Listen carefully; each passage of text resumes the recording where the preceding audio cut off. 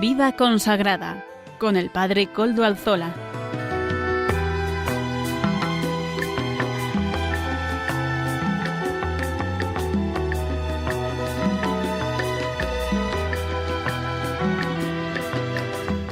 Buenas tardes, amigos, oyentes y hermanos todos de este programa de Vida Consagrada en Radio María. Hoy es jueves y son las 5 de la tarde, una hora menos en las Islas Canarias. Es, por tanto, la hora de Vida Consagrada, aquí, en esta radio amiga de la Virgen, en esta radio amiga de todos nosotros, Radio María. Les saluda con sumo gusto Padre Koldo Alzola, trinitario, emitiendo hoy desde un sitio muy singular, muy particular. Hoy estoy emitiendo desde el Santuario Mariano de Lourdes, de Nuestra Señora de Lourdes. He venido en peregrinación y aquí vamos a pasar unas horas, un tiempo, unos 2 días, para poder rezar, para poder celebrar, para poderme encontrar también, que ha sido una de las cosas que más agradezco, para poderme encontrar con Nuestra Señora, con la presencia de la Virgen y su Hijo Jesucristo, en este santuario secular que nos recuerda la misericordia que Dios tiene siempre con su pueblo. Y a la vez también, cosa también que agradezco, me encuentro con muchísimos peregrinos venidos de todos los lugares del mundo. Los santuarios marianos, y de un modo especial Lourdes, es un santuario donde, o son lugares, los santuarios todos, son lugares donde los fieles de diferentes procedencias, clases sociales, pueblos, lenguas, nos unimos. Es una cosa curiosa, porque la Iglesia está compuesta por muchas realidades y en todas ellas se da una pluralidad grande. En las parroquias nos encontramos con gente diversa, con personas diversas, con hermanos diversos. En los movimientos, en las congregaciones, en las órdenes, en la vida consagrada. Pero los santuarios marianos son todavía de una pluralidad, o esta pluralidad se manifiesta de una manera más visible, si cabe. Y esto lo veo yo hoy en Lourdes, ¿verdad? Donde muchísimos peregrinos venidos de muchos lugares, con lenguas muy distintas, con edades muy dispares, llama mucho la atención. También, como no, gran presencia de enfermos. Los santuarios marianos siempre son lugares de peregrinación para personas con enfermedad. Eso es curiosísimo, ¿verdad? Como María siempre está ahí, donde hay dolor, donde hay sufrimiento, donde el ser humano necesita elevar su voz al cielo y buscar la ayuda de lo alto. Y esto es lo que nosotros encontramos en este lugar, en este santuario mariano. Y así nos encontramos hoy, hermanos queridos y amigos. Así que desde aquí rezo por todos ustedes, rezo por cada uno de ustedes, y ustedes también únanse a mi oración para pedir por la paz en el mundo y en estos días, como no, para pedir por el viaje que está haciendo el Papa, el viaje apostólico del Papa en nuestra tierra, ¿verdad? En España. Impresionantes son las imágenes. Si algunas nos impactaron, las siguientes no dejan de impactarnos. Si en algunas se muestra ternura, en las otras se muestra un amor infinito, ¿verdad? Terrible, precioso. La verdad es que es un viaje de imágenes, de anécdotas, de encuentros, de hechos, de maravilloso, simplemente maravilloso. A mí me emocionan los vídeos que estoy viendo estos días, ¿verdad? Porque no he podido seguirlo así más en directo, alguna cosa así, pero normalmente no he podido seguirlo en directo. Lo he escuchado muchas veces por Radio María. Gracias a Dios está Radio María, que retransmite todos los actos públicos del Santo Padre. Eso es una bendición para todos nosotros y nos ayuda también a poder estar aquí en primera línea, ¿no? Muchas veces estos días que he estado yendo en coche, pues decía, voy a poner, a ver, ahora estará el Papa en alguna cosa, escuchaba Radio María y me estaban dando el minuto a minuto, ¿verdad? Y es una maravilla eso, y a veces igual cuando estás en otras tareas pones la radio como compañera de camino y compañera de fondo, ¿no? Y escuchas, ay, el Papa está diciendo no sé qué, este discurso del Papa. Pero también he podido ver muchos vídeos, ¿no? En diferido, en internet. Ahora tenemos esta facilidad y la verdad es que son enternecedores, ¿eh? Tanto, yo creo que el Papa, además de estar disfrutando mucho, supongo que estará muy cansado también, pues hay que rezar mucho por él estos días, pero además de estar disfrutando mucho, yo creo que se está conmoviendo por dentro, ¿no? Y ha podido ver también, yo creo, en este viaje, una de las dimensiones que tiene el ser el sucesor de Pedro, ¿no? Guiar la barca con firmeza, guiar la barca desde Dios, ciertamente sí, pero también ser sucesor de Pedro significa ser el corazón de la Iglesia, llevar el corazón de la Iglesia a tantas personas que se le acercan, ¿no? En situaciones muy particulares. Es impresionante el abrazo a aquella persona recluida, a aquella persona en la cárcel, ¿no?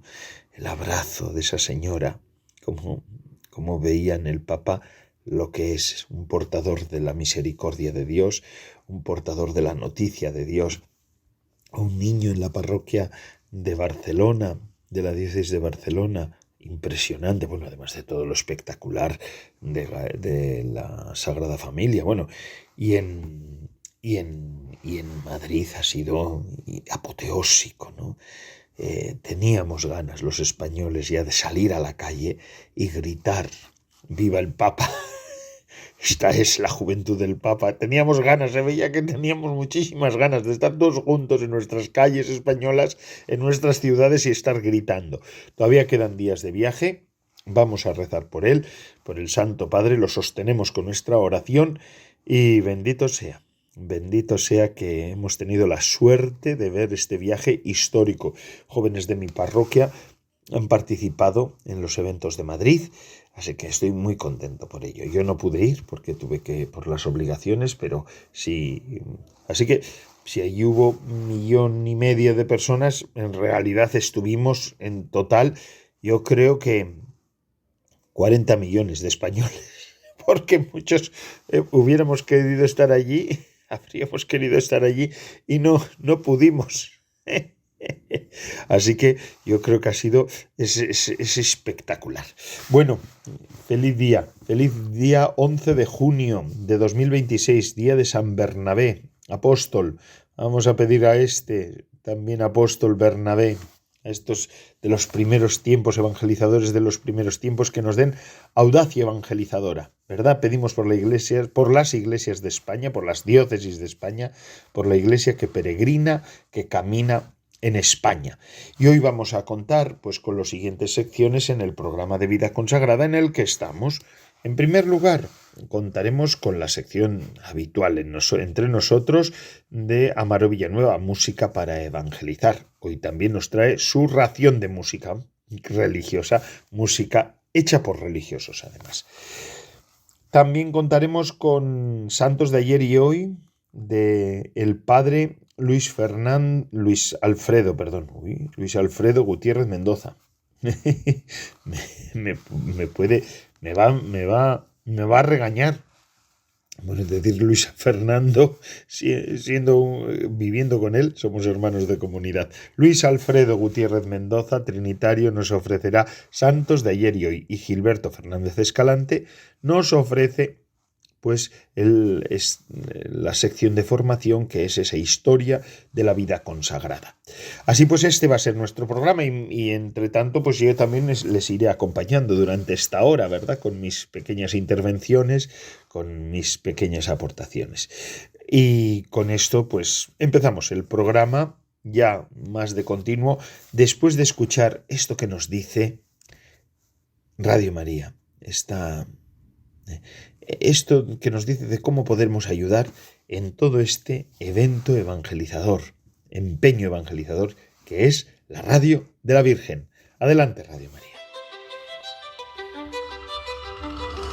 Yo estaré con vosotros todos los días hasta el fin del mundo, prometió Jesús a sus apóstoles antes de su ascensión al cielo. Sí, Cristo resucitado y vivo sigue pastoreando a su Iglesia, a través de la cual comunica su palabra y espíritu a los hombres de todo tiempo y lugar. En este mes de junio le agradecemos especialmente el gran regalo de la Eucaristía, donde late de amor divino y humano su corazón, al que queremos consagrar nuestras vidas. Ayúdanos a extender a través de las ondas esta buena noticia de su presencia salvífica, con tu oración, voluntariado y donativos. Colabora. Puedes hacerlo sin moverte de casa con una simple llamada al 91 822 8010 o a través de nuestra página web www.radiomaria.es, donde verás los números de cuenta a donde podrás realizar una transferencia bancaria o a través de pasarela de pago con tarjeta. Además, tenemos disponible el método de pago Bizum. Y si quieres que tu donativo desgrave, no olvides indicar tus datos personales, incluido tu NIF. Radio María, una fuerza de amor y esperanza para el mundo. Pues gracias, Radio María, por esta manera de estar en este momento preciso de la historia de España, que es tan importante, ¿verdad? Es importante que en este momento tengamos este altavoz de la radio de la Virgen aquí en España. Y bueno, pues todos colaboramos, ¿verdad? De una manera u otra. Y seguimos con nuestro programa de vida consagrada, aquí en Radio María, el programa que nos llena también de alegría poder participar y poder compartir con ustedes esta hora los jueves por la tarde. Fíjense, estos días a mí una de las cosas que más me ha impactado de los viajes del Papa, de los recientes viajes del Papa y de un modo especial también en este de España, es el encuentro con el mundo carcelario. Ustedes saben que los trinitarios tenemos una vinculación especial con la pastoral penitenciaria. De hecho, estamos en bastantes prisiones de España y de otros países, ciertamente, pero de España en este momento, ¿verdad? Nos encontramos como capellanes de cárcel de varios lugares. Y es para nosotros una alegría también poder compartir con el Santo Padre esta sensibilidad, que Él se quiera acercar a esos lugares que a veces están tan fuera de las agendas normales, ¿no? Me llamó mucho la atención en su viaje a África el paso que hizo por una de las cárceles de Guinea Ecuatorial, y ahora pues en Barcelona también, ¿no? Cómo ha querido y quiere estar siempre cerca de las personas que sufren. Y es que las personas privadas de libertad, las personas encarceladas, son personas que también sufren, que sufren de verdad. Y me gustaría también hacer una reflexión, porque muchas personas tienen una sensibilidad un poco distorsionada con este mundo de la cárcel. Pensamos muchas veces, ¿verdad?, desde fuera, que es un mundo siniestro y que en realidad pues poco se puede hacer con aquellos que son delincuentes, ¿no?, que han delinquido en la vida. Solemos decir, bueno, este es un delincuente y ya está. Oye, de lo suyo ha cogido. Y entonces ahora que purgue, decimos nosotros, ¿no? Normalmente muchos de nosotros decimos estas cosas. Y esto tiene que ver también, en realidad, con la percepción que tenemos nosotros del pecado y de nuestro pecado también, ¿no? Permítanme que en este programa, desde ese hecho que hemos visto al Papa acercarse al mundo carcelario, ya digo, en los 2 últimos viajes, pues que nos removamos un poco y que pensemos un poco en lo que verdaderamente es el pecado en nosotros. Y lo que es en nosotros es también en otros. Y es que de la manera que nosotros no toleremos, o en la medida en que nosotros no toleremos a otros, tampoco nos vamos a saber tolerar a nosotros mismos, ¿verdad? Porque la pregunta siempre es la misma. ¿De verdad soy lo peor? ¿De verdad usted es lo peor? Dice el gran canon de San Andrés de Creta, ¿verdad? Dice en uno de sus momentos, es una oración preciosa de la Iglesia oriental, que dice así: sálvame también a mí, que transgrediendo tus leyes, me he hecho el peor pecador del mundo. En una oración de la Santa Comunión de un pseudo Juan Crisóstomo, ¿verdad? Hay una oración que me encanta a mí siempre y la suelo rezar muchas veces. Creo, Señor, que eres el Cristo, el Hijo de Dios vivo, que vino al mundo a salvar a los pecadores, de los cuales yo soy el primero. Dice esa oración antes de la Santa Comunión, ¿no? De un autor desconocido, pero que se le suele llamar el pseudo San Juan Crisóstomo. El apóstol San Pablo, uno de los mayores santos de la Iglesia, escribe, ¿verdad? En la primera carta al Timoteo 1:15, dice: yo soy el primero de los pecadores. Y es que antes de convertirse en San Pablo, incluso antes de convertirse simplemente en Pablo, era Saulo, un perseguidor y un asesino de cristianos. Así que uno puede sentir la tentación de decir, bueno, quizá si era el peor. Pero él no hace tal afirmación en pasado. Yo era el primero de los pecadores, sino que la hace en presente. El santo que viajó de ciudad en ciudad para predicar a Cristo, que con sus cartas también puso los cimientos doctrinales de la Iglesia y que sufrió naufragios, flagelaciones públicas y encarcelamientos, se considera a sí mismo el mayor de los transgresores. Observamos que este patrón atraviesa la historia cristiana. Los santos más grandes se tienen por los peores pecadores. La Iglesia nos invita también a nosotros a vernos como los pecadores que han caído más abajo. Se trata de algo ilógico, obviamente. ¿Cómo puede ser cada uno de nosotros el peor, verdad? Es tan irracional como pensar que cada uno de nosotros es el mejor. Esto me lo decía a mí mi madre siempre con claridad, ¿no? Decía, siempre vas a encontrar a alguien que sea mejor que tú en todas las facetas de la vida. Es así, y es que es cierto. Es que es cierto. Y eso da mucha libertad, saber que vas a encontrarte gente mejor que tú. Si la competición está tan equilibrada, entonces las categorías mejor y peor en realidad no significan nada. Además, presumir de ser el peor, aunque sea ante uno mismo, ¿no es potencialmente un acto de soberbia? Me pregunto yo. Porque si consideramos que tener conciencia de pecado es una virtud, ¿qué ocurre cuando te refieres a ti mismo como el peor de los pecadores? ¿No te convierte esto, de hecho, en el mejor? Podemos achacar a nuestras ofensas el malestar del mundo entero. Pues en ese sentido, hermano querido que me estás escuchando, respira. Tus pecados, ni los míos, no son tan excepcionales. Probablemente son más bien banales. Yo soy el primero de los pecadores, dice San Pablo. ¿Cómo entender el significado de esta afirmación y hacerla mía, hacerla nuestra?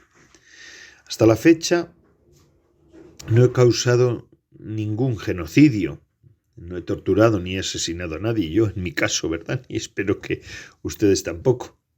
Seguro que hay pecadores mucho peores que yo. De acuerdo. Con todo, esa evaluación tan extremadamente negativa de uno mismo también es justa en varios aspectos importantes. En primer lugar, desde el punto de vista de lo que yo conozco, es de hecho verdadera. No puedo conocer plenamente las fechorías, circunstancias, presiones externas, conflictos internos y arrepentimientos de los otros. No me corresponde a mí analizar los defectos o las motivaciones de los demás. Hacerlo no me ayudará. En cambio, Dios los conoce perfectamente. Yo solo tengo acceso y control sobre mí mismo. Yo solo puedo ponerme a mí mismo ante el juicio de Dios y debo reconocer que el panorama no es demasiado bonito. Dado el contexto en el que me crié, la educación que recibí, la vida eclesial que he disfrutado y lo que he visto y sé, tener los pensamientos que tengo, decir las cosas que digo y hacer las cosas que hago es completamente inexcusable en mi caso, ¿verdad? En mi caso personal. Y mi arrepentimiento y la calidad de mi oración, ni te cuento, a veces dejan mucho que desear. No puedo decir cómo hacen todo esto los demás, porque no lo sé. Honestamente, no tengo ni idea, ni me importa mucho.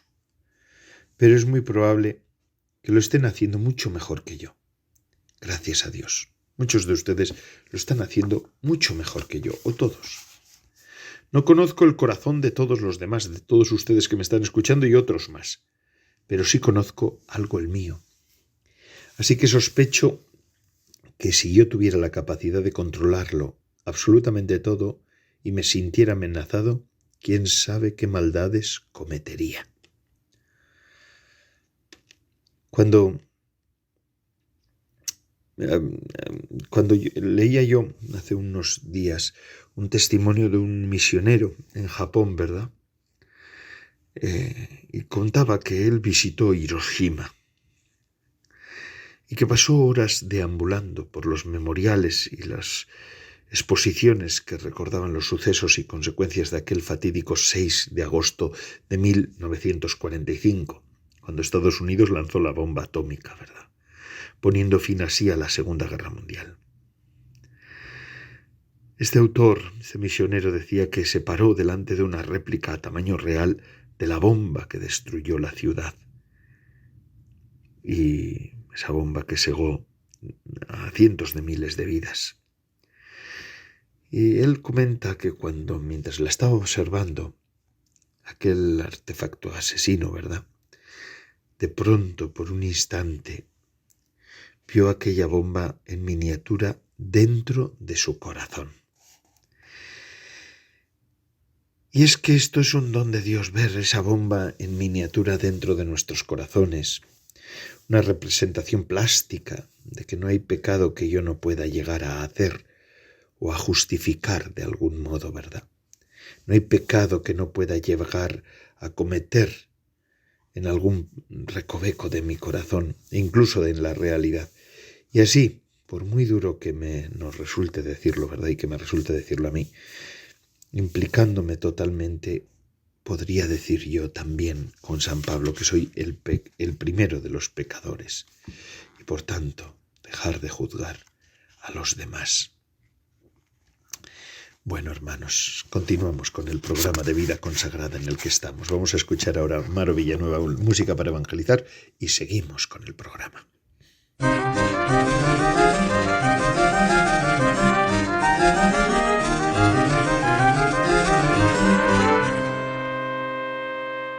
Buenas tardes, Padre Coldo, y buenas tardes a todos los oyentes de Radio María. Hoy escuchamos la canción Vive tu vocación, de Orlando Elizalde.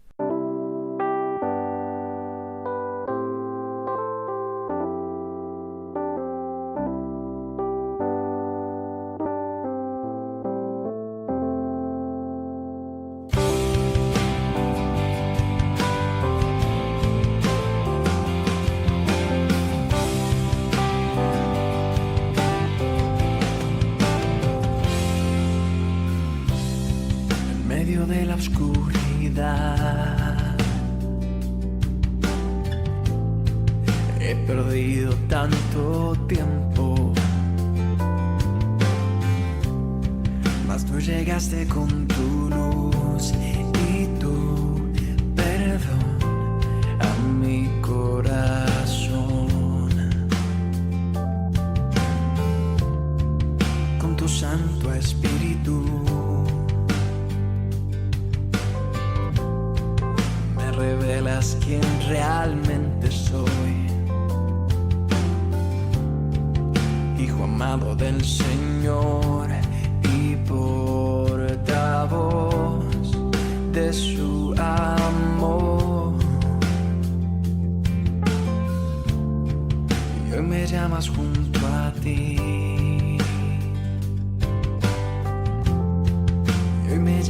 para servir.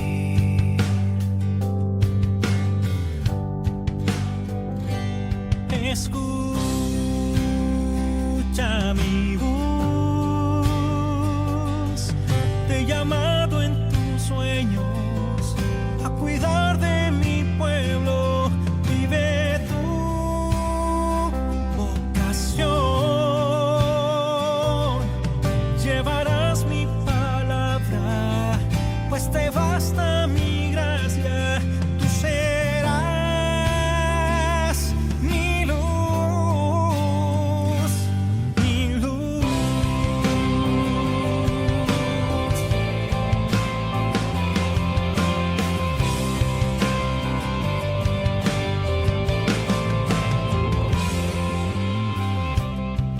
Dame un nuevo corazón, Señor, y fortalece mi espíritu. Canto nuevo para ti quiero entonar, oh mi Jesús. No temas, pues yo contigo voy. Nunca te suelto de mi mano. Tú busca el reino del Señor y lo demás mi Padre proveerá.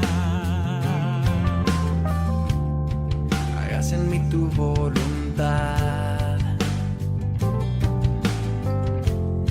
Hagas en mí tu voluntad.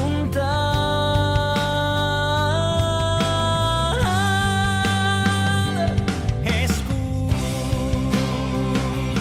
mi voz, te he llamado en tus sueños a cuidar de mi pueblo. Vive tu vocación, llevarás mi palabra, pues te basta mi gracia. Tú serás mi luz, mi luz. Jesús, mi luz. Gracias, Amaro Villanueva, por Música para Evangelizar, este espacio que tenemos siempre en el programa de Vida Consagrada en el que estamos. Y continuamos con el programa, con la siguiente sección, que es la de el Padre Luis Alfredo Gutiérrez Mendoza, santos de ayer y de hoy. Adelante, Padre Luis Alfredo Gutiérrez Mendoza. Muy buenas tardes, querido Padre Coldi y comunidad radioyente de esta su emisora Radio María. Les saluda nuevamente en este jueves 11 de junio su amigo y hermano en la fe, el Padre Alfredo Gutiérrez, de la Orden de la Santísima Trinidad y de los Cautivos. Sean todos bienvenidos, mis queridos hermanos y hermanas, a este espacio de crecimiento en la fe, de crecimiento en el conocimiento de los santos que componen nuestra amada Iglesia Católica, de las fiestas litúrgicas que nos acompañan y sí, en este espacio de encuentro personal con el Señor, que nos habla a través de los santos. Pues bien, mis queridos hermanos y hermanas, en este día quiero hacer memoria del santo que hoy como Iglesia recordamos de manera especial. Se trata de San Bernabé, apóstol. Un hombre que, como indica el significado de su nombre, el que anima y entusiasma, nos sigue hablando hoy tan profundamente como lo hizo en su tiempo, y que nos sigue invitando actualmente a ser testigos vivos del Evangelio del Señor Jesús. Por eso, mis queridos hermanos, les doy esta bienvenida y nos adentramos desde ya en algunos datos más sobresalientes acerca de San Bernabé, apóstol. Pues bien, mis queridos hermanos, podríamos preguntarnos quién fue San Bernabé. Pues la mayor parte de lo que sabemos sobre este santo apóstol proviene de los Hechos de los Apóstoles y de algunas referencias presentes en las cartas de San Pablo. Su nombre original era José o Josué. Sabemos que era judío de la tribu de Leví y había nacido en la isla de Chipre, situada en el mar Mediterráneo oriental. Los levitas eran los miembros de la tribu que tradicionalmente se dedicaban al servicio religioso del pueblo de Israel. Sin embargo, José recibió de los apóstoles un nuevo nombre, Bernabé. Los Hechos de los Apóstoles nos explican que este nombre significa hijo de la consolación o hijo de la exhortación. Lo encontramos en Hechos en el capítulo 4, versículo 36. Podríamos traducirlo también como el que anima, el que alienta o el que impulsa a los demás. Y ciertamente toda su vida fue una demostración de ese hermoso significado. Su encuentro con la primera comunidad cristiana aparece por primera vez este apóstol en el libro de los Hechos de los Apóstoles como un hombre profundamente generoso. Leemos que vendió un campo de su propiedad y entregó el dinero a los apóstoles para ayudar a los más necesitados. Este gesto revela algo muy importante. Antes de ser un gran misionero, Bernabé fue un auténtico discípulo. Entendió que seguir a Cristo implica poner los bienes materiales al servicio del reino de Dios y de los hermanos. Desde los comienzos de la Iglesia, destacó por su espíritu de comunión, su generosidad y su confianza absoluta en Dios. Uno de los episodios más importantes de la vida de San Bernabé fue su relación con Saulo de Tarso, quien más tarde será conocido como San Pablo. Recordemos que San Pablo había perseguido duramente a los cristianos. Después de su conversión, muchos discípulos desconfiaban de él, y que más que no, ¿cierto? Por todo lo que se dedicaba a perseguir cristianos. Pensaban que todo podía ser una estrategia de él para infiltrarse en la comunidad. Sin embargo, podríamos preguntarnos quién fue entonces el hombre que creyó en Pablo. Pues fue precisamente San Bernabé. Fue él quien lo llevó ante los apóstoles y dio testimonio de la autenticidad de su conversión. Gracias a Bernabé, Pablo fue acogido por la iglesia de Jerusalén. Podríamos decir que sin Bernabé la integración de San Pablo en la comunidad cristiana habría sido mucho más difícil. Y aquí descubrimos ya una de las grandes enseñanzas de este santo. Él supo ver la obra de Dios donde otros solo veían el pasado pecador de una persona. Y esto ya nos indica mucho para la actualidad. Su misión en Antioquía, tiempo después, la iglesia de Jerusalén recibió noticias sorprendentes. En Antioquía de Siria, muchas personas paganas estaban abrazando la fe cristiana. Los apóstoles decidieron enviar a Bernabé para verificar lo que estaba ocurriendo. Cuando llegan a Antioquía y vio los frutos de la gracia de Dios, se llenó de alegría. No actuó con celos ni buscando protagonismo. Todo lo contrario, comprendió que la misión era demasiado grande para realizarla solo. Por eso fue a buscar a Pablo, a Tarso, y lo llevó consigo a Antioquía. Durante aproximadamente un año, ambos estuvieron trabajando juntos, enseñando y evangelizando. Fue precisamente allí, en Antioquía, donde los discípulos recibieron por primera vez el nombre de cristianos. Eso ya es un dato hermoso. Bernabé estuvo presente en uno de los momentos históricos más importantes del nacimiento de la iglesia. En cuanto a su viaje misionero, pues guiados por el Espíritu Santo, Bernabé y Pablo fueron enviados oficialmente por la comunidad de Antioquía para anunciar el Evangelio. Se trata así de la primera gran expedición misionera organizada por la iglesia. Junto con Juan Marcos recorrieron numerosos territorios, predicando en lugares como Chipre, Salamina, Pafos, Perge de Panfilia, Antioquía de Pisidia, Iconio, Listra, Derbe, entre otros. En todos estos lugares anunciaron a Jesucristo, fundaron comunidades y fortalecieron la fe de nuevos creyentes, nuevos cristianos. Su misión estuvo marcada por grandes frutos, pero también por muchas dificultades. Sufrieron persecuciones, expulsiones, amenazas y rechazo. Y sin embargo, nunca abandonaron la misión, permanecieron fieles. Otro momento decisivo en la vida de San Bernabé fue el llamado Concilio de Jerusalén. Algunos cristianos procedentes del judaísmo sostenían que los paganos convertidos debían observar todas las leyes judías. Bernabé y Pablo defendieron la libertad del Evangelio. Explicaron cómo Dios estaba actuando entre los pueblos paganos y cómo el Espíritu Santo se derramaba también sobre ellos. Finalmente, la Iglesia reconoció que la salvación viene por la gracia de Cristo y no por el cumplimiento simplemente de las antiguas prescripciones legales. Bernabé se convierte así en uno de los grandes protagonistas de este acontecimiento fundamental para la expansión universal de la Iglesia, ya que junto con San Pablo supo comprender que el Espíritu Santo sopla donde quiere. No todo fue fácil en la vida de los santos. Los Hechos de los Apóstoles nos narran que surgió una diferencia de criterio entre Pablo y Bernabé respecto a Juan Marcos. Bernabé deseaba darle una nueva oportunidad, sin embargo Pablo consideraba prudente no llevarlo nuevamente. La discusión fue tan fuerte que ambos tomaron caminos distintos. Pablo partió con Silas. Bernabé regresó a Chipre acompañado por Juan Marcos. Y este episodio nos muestra algo profundamente humano. Los santos también tuvieron desacuerdos. Sin embargo, ninguno abandonó la misión. La obra evangelizadora continuó creciendo por caminos distintos.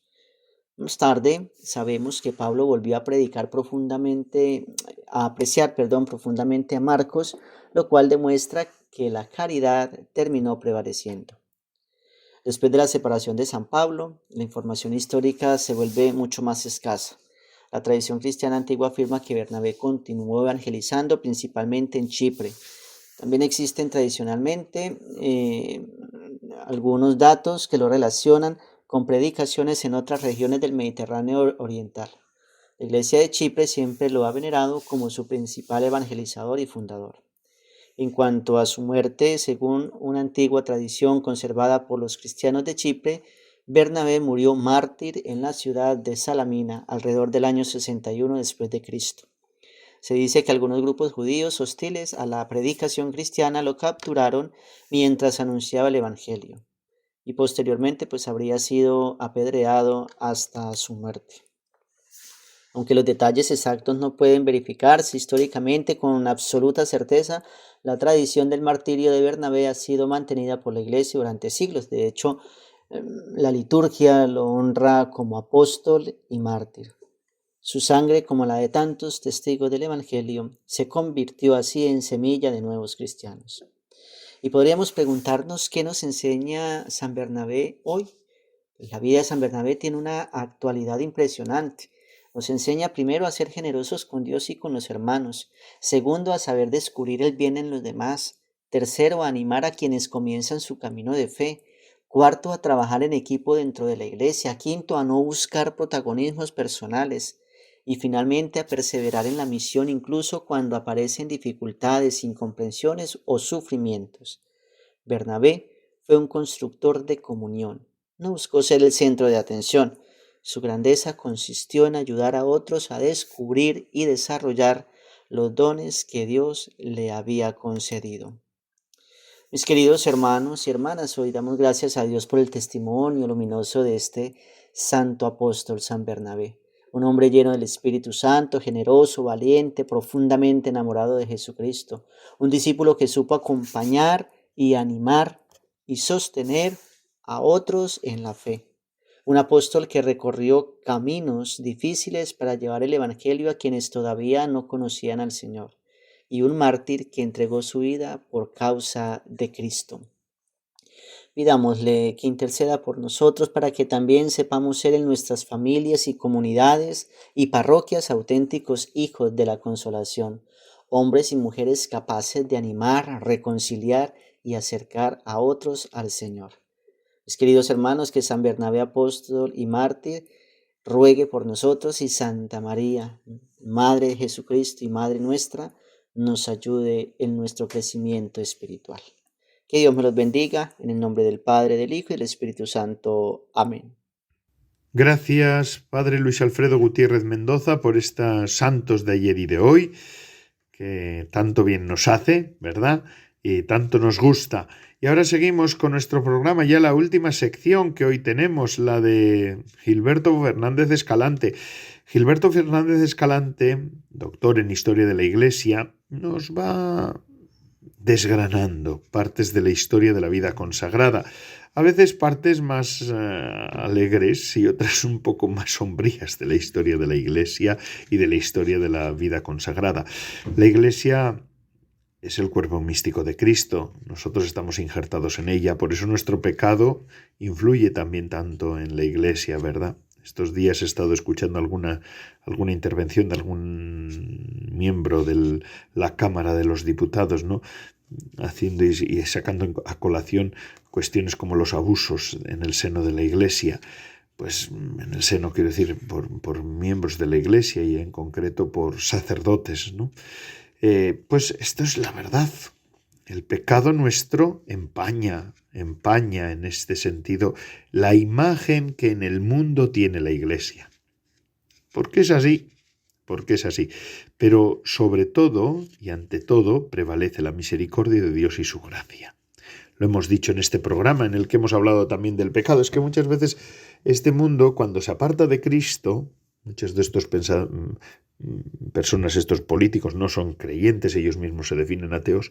Cuando uno se aparta de Cristo, difícilmente puede entender que pueda haber misericordia, porque el Padre de la misericordia es el Señor, el Señor de la misericordia, ¿verdad? Como se le reveló también a Santa Faustina Kowalska. Y es que es así. Quien conoce a Cristo, perdona, se siente perdonado y no juzga.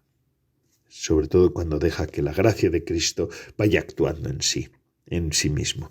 Bueno, vamos a escuchar ahora ya esta última sección de Gilberto Fernández Escalante. Adelante, Gilberto. Muy buenas tardes, Padre Coldo, y un saludo muy cordial y fraterno a todos nuestros oyentes de Vida Consagrada.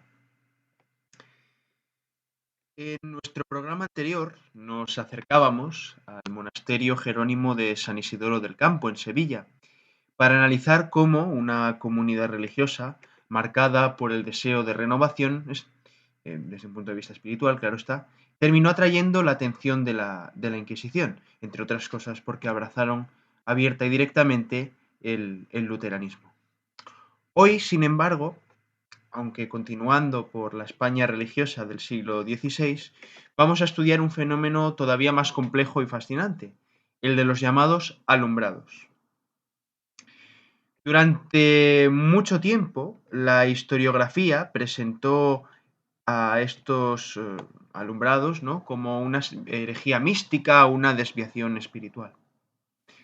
Sin embargo, las investigaciones de varios historiadores, por ejemplo, Marcel Batallón, José Nieto, Álvaro Huerga, Estefanía Pastore, etc., han mostrado una realidad mucho más compleja, una historiografía que va desde los años 50 hasta el presente. Lo que sí podemos decir de ellos es que surgieron en un contexto caracterizado por una intensa búsqueda de renovación religiosa, por el auge de la oración mental y por el deseo de vivir una experiencia más profunda de Dios. Por ello, más que estudiar una supuesta secta organizada, debemos analizar un conjunto de personas, círculos espirituales y experiencias religiosas que plantearon una cuestión fundamental para la Iglesia del siglo XVI. ¿Cómo discernir entre una auténtica experiencia espiritual y una posible desviación doctrinal? Hay que apuntalar, ¿no?, que la España del primer 500 y la búsqueda de una renovación espiritual van de la mano, ¿no? En estas primeras décadas del siglo XVI se ve, ¿no?, es uno de los momentos en los que hay mayor efervescencia dentro del catolicismo español. La observancia franciscana, ¿no?, impulsaba el retorno de la pobreza evangélica. La devotio moderna pues insistía en la interiorización de la fe y el humanismo cristiano defendía el regreso a las fuentes bíblicas y patrísticas. Al mismo tiempo, numerosos clérigos, religiosos y laicos percibían la necesidad de una profunda reforma espiritual en una iglesia la cual, pues bueno, no había pocas, que digamos, alusiones, ¿no?, a una espiritualidad demasiado superficial o exterior. Marcel Batallón, ya en los años 50, ¿no?, observó que el erasmismo español no fue únicamente un fenómeno intelectual, ¿no?, sino también aquí una corriente de renovación muy poderosa, ¿no? Como podemos ver, todos estos movimientos eran distintos, pero compartían todos ellos una misma preocupación. O sea, recuperar la autenticidad de la vida cristiana y superar lo que se percibía como lo que he dicho, ¿no? Algo excesivamente enfocado, proyectado hacia afuera. En este ambiente adquirieron gran difusión los escritos de un tal Francisco de Osuna, que fue uno de los grandes maestros espirituales del siglo XVI. En su tercer abecedario espiritual encontramos una invitación constante al recogimiento interior. Dice así: recógete dentro de ti mismo y hallarás allí el Señor que buscas. Eso es una afirmación muy antigua que hundía sus raíces en una expresión de San Agustín, ¿no? Que venía a ser algo así, ¿no? Como noli forasire, in te ipsum redi, in interiori homine habitat veritas. No salgas fuera, vuelve a ti mismo, en el hombre interior habita la verdad. Esta espiritualidad del recogimiento no era considerada sospechosa, al contrario, ¿no? Constituía una base esencial de la tradición cristiana. No obstante, algunos grupos comenzaron a desarrollar ciertas interpretaciones que despertaron inquietud entre los teólogos y las autoridades eclesiásticas. Las primeras noticias a este respecto nos conducen a Castilla, ¿no? Especialmente a Toledo y a Guadalajara, durante esas primeras décadas del siglo XVI. Entre las figuras más destacadas de estos alumbrados sobresalen Isabel de la Cruz y Pedro Ruiz de Alcaraz. Isabel de la Cruz era una beata franciscana que ejerció una notable influencia espiritual sobre numerosos seguidores. Los testimonios recogidos durante su proceso muestran que era considerada por muchos como una auténtica maestra espiritual. Pedro Ruiz de Alcaraz, por su parte, era un laico converso que desempeñó un papel igualmente importante en la difusión de estas ideas. Ambos procesos inquisitoriales muestran que ambos insistían en la necesidad de abandonar el alma a la acción de Dios. Según las declaraciones conservadas, enseñaban que el cristiano debía alcanzar un estado de completa entrega interior en la que la voluntad divina actuara libremente en el alma. Pero claro, muchas de estas enseñanzas resultaban muy difíciles de clasificar, ¿no? Algunas podían interpretarse dentro de la tradición mística, pero otras parecían acercarse a planteamientos potencialmente problemáticos. La dificultad radicaba precisamente en que los alumbrados no elaboraban una doctrina sistemática comparable a los grandes movimientos heréticos medievales. Lo que encontramos aquí, ¿no?, son enseñanzas dispersas, experiencias espirituales y consejos de dirección y conciencia, además de afirmaciones transmitidas por los propios procesos inquisitoriales. Cuidado, ya lo dijimos anteriormente, hay que estudiar estos fenómenos con cautela, evitando aceptar sin más las categorías construidas por la propia Inquisición, que mediatizan o condicionan en gran parte nuestra visión al respecto de ellos.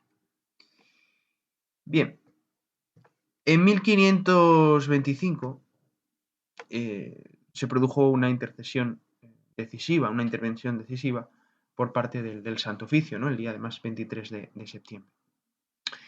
Promulgó en esa fecha un célebre edicto contra los alumbrados. Este documento constituye la principal fuente para comprender la percepción inquisitorial del fenómeno. En él se condenaban 48 proposiciones atribuidas a estos grupos de alumbrados.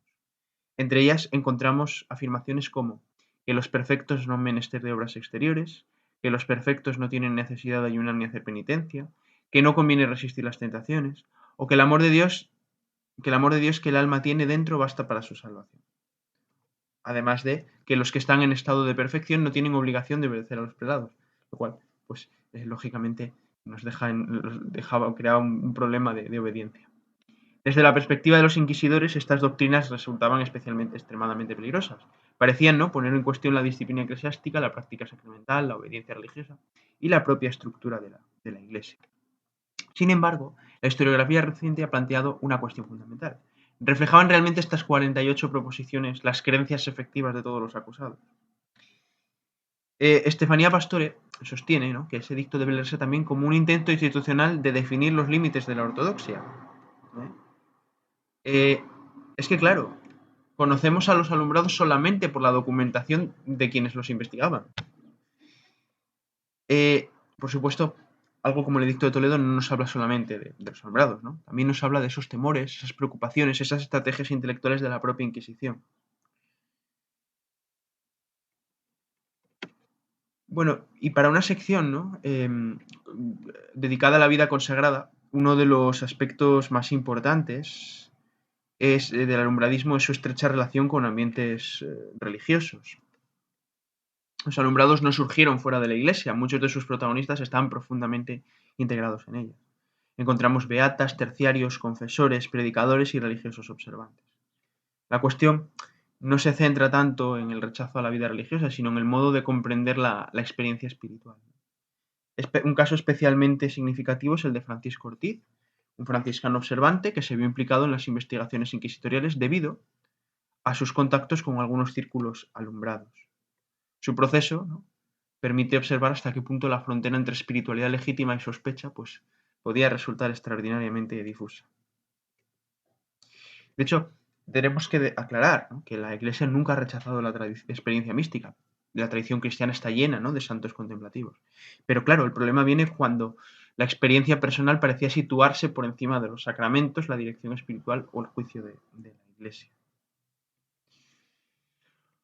Y uno de los aspectos más originales del fenómeno, que lo hemos visto en otros casos, es el protagonismo femenino. Además de Isabel de la Cruz, encontramos figuras tan relevantes como María de Cazalla o Francisca Hernández. En el caso de la primera, decir que pertenecía a una familia influyente y mantuvo contactos con diversos círculos espirituales y humanistas. Su largo proceso inquisitorial constituye una fuente extraordinaria para conocer, ¿no?, cómo era la religiosidad castellana del siglo XVI. Francisca Hernández, por su parte, ejerció una notable influencia sobre diversos religiosos y clérigos. Las fuentes demuestran que algunos la consideraban especialmente favorecida por Dios y buscaban su consejo espiritual. Claro, esto generaba una preocupación evidente también entre las autoridades de la Iglesia. Porque no era una cuestión únicamente doctrinal, ¿no? También estaba relacionada con la autoridad espiritual. ¿Cómo debía interpretarse la influencia de las mujeres que actuaban como consejeras religiosas de sacerdotes, frailes y laicos? Bueno, vemos que la Iglesia nunca, ¿no?, lo ha rechazado o, digámoslo así, lo ha permitido en algunos momentos. Fijémonos en Santa Catalina de Siena. Pero claro,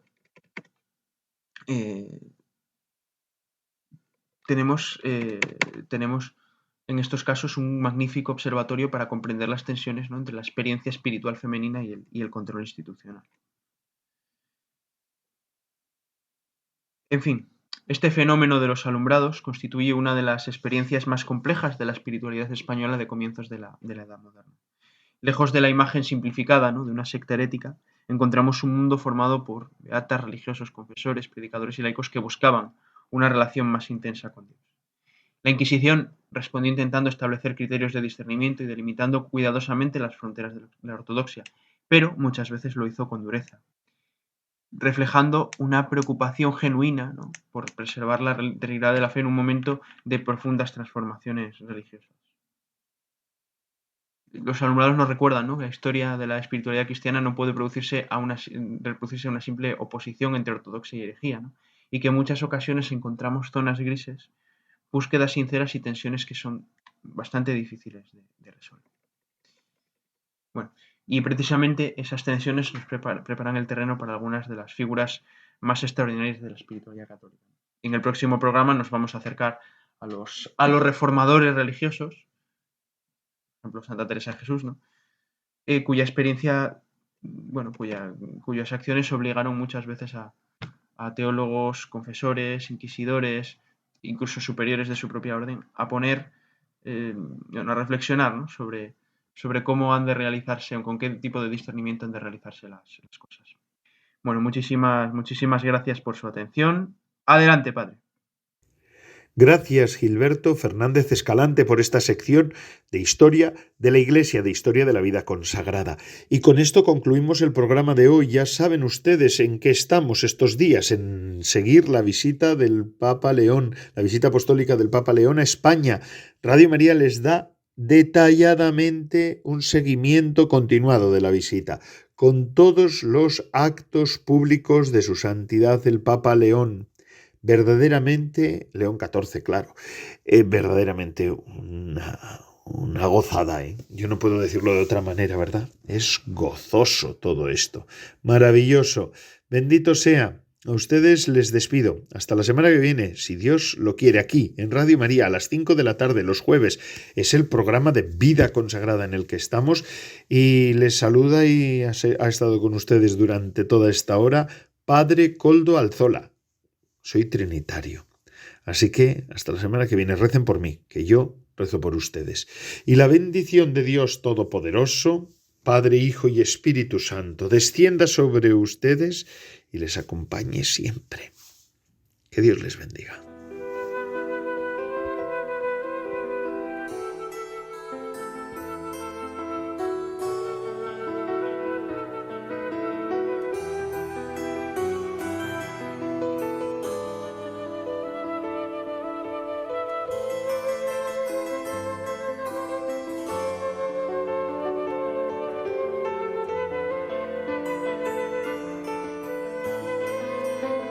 Vida consagrada con el Padre Koldo Alzola.